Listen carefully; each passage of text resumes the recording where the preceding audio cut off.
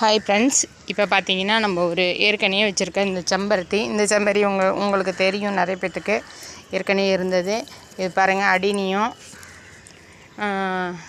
இது பாருங்கள் இது நம்ம வீட்டு மருதாணி செடி, வெற்றிலை கொடி நான் புதுசாக இப்போ நட்டு வச்சுருக்கிறேன். கருவேப்பிலை தாங்க எனக்கு வரவே மாட்டேங்குது. இது பாருங்கள் இப்போ வாங்கின ரோஸ் செடி பாருங்கள், பாட் பண்ணியிருக்கேன். இன்றைக்கி ஒரு ரோஸ் செடி வாங்கியிருக்கேன், அதையும் பாட் பண்ணியிருக்கேன் இந்த கலரில். அதுக்கப்புறம் பார்த்திங்கன்னா